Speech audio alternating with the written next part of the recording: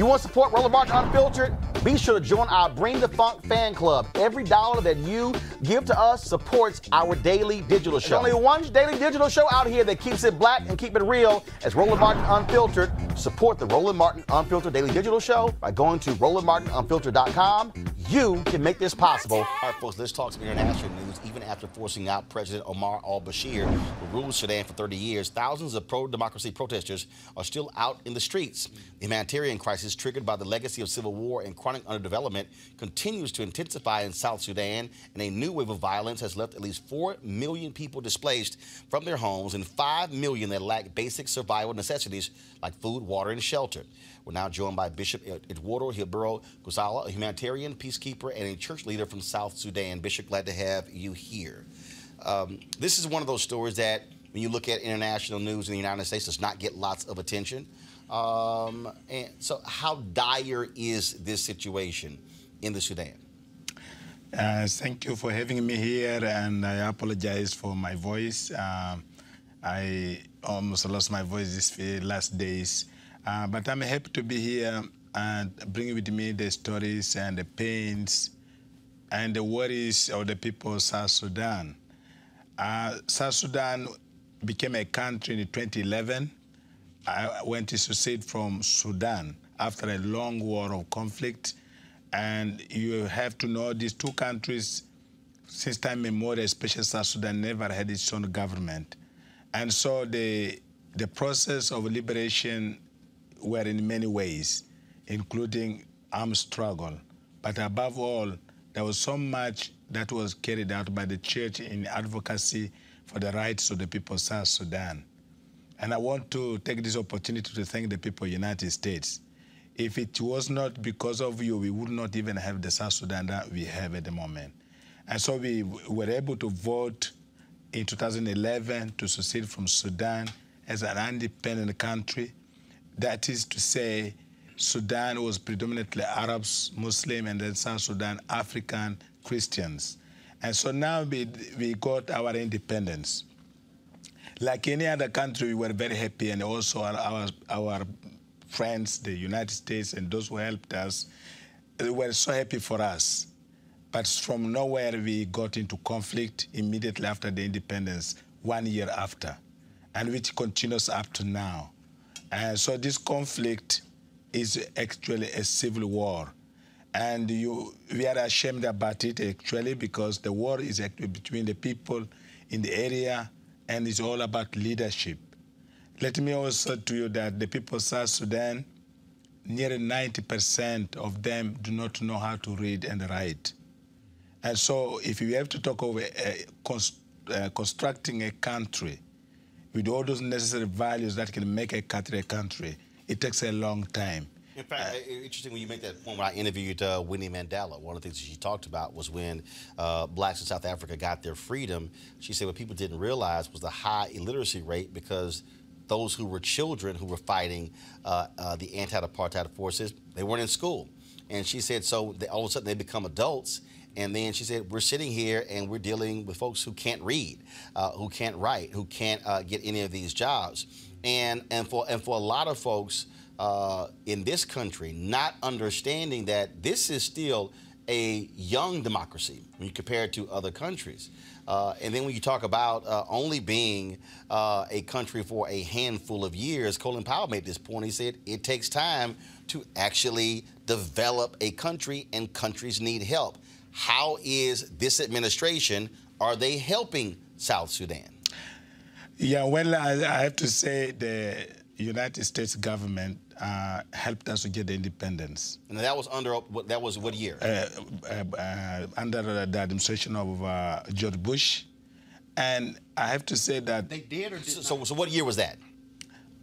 No, that 2011, but the process towards getting the independence began around the time of George Bush. Right, Bush was president, but then you got independence in 2011 when Obama was president. Exactly. Got it. Yeah, and then what actually the issue of South Sudan was handled contextual. I mean, it was like a government handing the situation to another government. It was not more like a Democrats and a Republican, but I think it was a foreign policy to help the people of South Sudan. It's only up to recently when South Sudan got into problem. So the United States government in a diplomatic level pulled back and could not get closer in terms of diplomacy and helping the country. And on the basis that they say, okay, you people are confused, we helped you, and you are not showing up to what actually you fought for. And that's why, in fact, I'm here to say no. There's no need to give up on your son or your daughter when he or she goes wrong, because this is your daughter. I mean, United States still needs to be happy that this country has been born.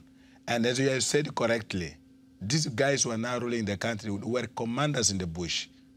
And they came out, they are now ruling. You get a guy who was fighting for 20 years, and he's a Minister of Foreign Affairs, he's a Minister of Finance. What do you do? It is not easy to construct the country. Right. And so, anyway, I'm not saying this to defend the malpractice of the people in the government, but I'm saying that there's a need, a level to be to support, to be closer to this government. And one thing that which is so clear, when United States absents itself on this platform, other nations come in like China. And when they come in, they come in in the interest of business.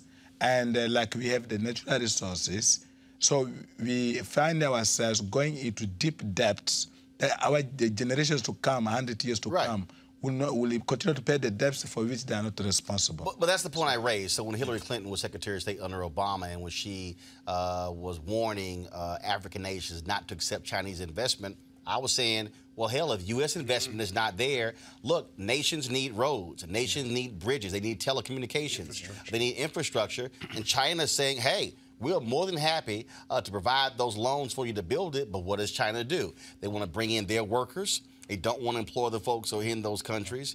But the countries are sitting there saying, we need the resources. And so is the United States offering a level of assistance to South Sudan, and how significant is it? I mean, in terms of what is being provided each year? Yeah, I think the level that the things they support is the humanitarian. I must agree. Consider this. We get humanitarian support from the United States. Right, but the problem there is always humanitarian support. Yeah, what South Sudan needs is they need infrastructure support. Exactly. That's what they need. Exactly. And that's the real fact, as I said, where I come from, and you know, we as a church, we find ourselves not only preaching the word of God, we try to provide basic services. And in all this conflict, we have managed as a church to bring out many young men, over 10,000 men who were fighting. We have to go to the bush to bring them out of the bush. But the question is, when you bring them out of the bush, then you need to give them something in return. Right. And if you don't engage them in a substantial way, they still go back there and take the arms. And therefore, there is that need of providing education. Right. And the livelihood and the skills that they need in order to provide for themselves necessary support. Any questions for our panel?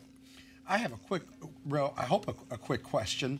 What are the top 3 things, in your opinion, the South Sudan needs to continue to make it a better democracy, to continue to help it grow and be better versus, you know, the civil war that's going on there right now? I think the one of the first things it needs is the provision of skills.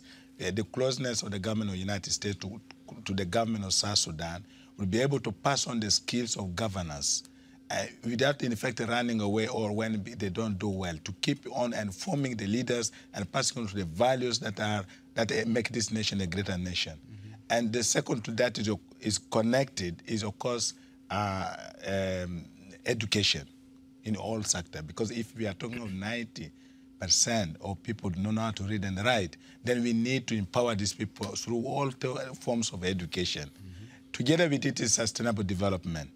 Because I've seen the young people who went to the bush, when I was interrogating them, they told me, Bishop, I went because one of the men said, if I go, I will pay you $100. I said, boy, you went only for $100 to risk your life and the life of your family and everybody. It's just because of poverty. So then I think if the government of the United States can be able also to invest, we don't have the investors from the United States. I know, of course, there are values that this country will need. the security, the environment in order to invest in such a country. What about the NGOs that are there? Are there NGOs that are working there to give you the kind of those three categories of support? I think most of the NGOs, they are more on humanitarian. Okay.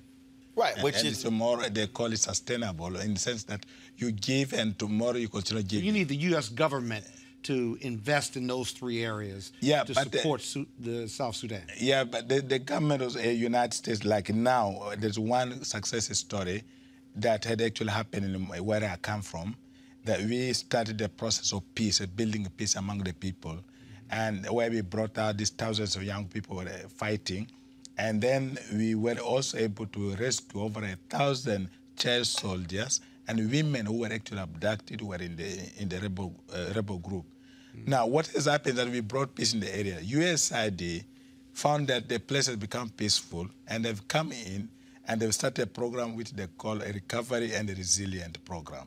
And this is already a sign where they would need to invest in activities that can make the people sustainable. The problem is that they need to trust the local bodies. There's a high bureaucracy. You can't access the funds. Right. And it is so high that you will see, they will talk to you millions, but you don't feel it because the bureaucracy is so high. There is a need to encourage them to come down to the grassroots to help the people who are actually doing something already successful. And I must say, like, I'm being supported by one of the small organizations here, but I will not call it small because of what they do is Sudan Relief Fund. Is a non-profit organization, very credible. They've been able to help us in emergency and support, relief for the people, but also education and the process of peace. And this organization is credible in the way they do their work, and I've seen the result. One of the schools I'm running, which is a secondary school, 2 years back got the best result in the country, and I have followed those students here in the United States. Somebody got of their result, and then I don't know who is that, but picked those kids here to learn. These are success stories among many, which I think there is a need to support us, to help us come out of the problems that we have. I got a couple of minutes left. Is that Compassion? Is that the organization? Or No, it's called the Sudan Relief Fund. Okay. Yeah. Yeah. All right, then. Any question, Lauren? No. So if folks want to assist, help, where can they go? Yeah, if they need to help, there is this organization. The website is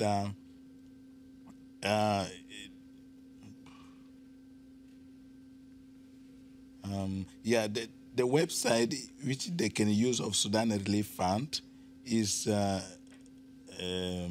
I just lost it even. The Sudan Relief Fund. Yeah, it is sdnrlf.com. sdnrlf.com. All right then, and again, all right, Henry, I'm pulling up in a second. And go to my iPad, please. Give me 1 second. It's loading. This is the web page right here, folks. SDNRLF. SDNRLF.com. If you want to help Sudan Relief Fund. Bishop, we certainly appreciate it. Thank you so very much. Good luck in trying to build a young nation. Thank you very much. Don't you want to invite Roland to visit you in South Sudan? I invite you to come to South Sudan. And to bring his panel with him? And bring the panel with you. and then see for yourself. Trust me, Scott won't be coming. Go ahead. Because he is believing. Really, in fact, we need your help. And I'm talking of that kind of number of people who do not know how to support themselves. And it's not only South Sudan. You know, I border Congo and Central Africa. It's a jungle, and people come in and exploring only minerals. And the people remain in extreme stone age poverty. If you see, you can't believe. And I think tears will fill your eyes to see that in this century, people still live the kind of life that we are going through. I appreciate your time.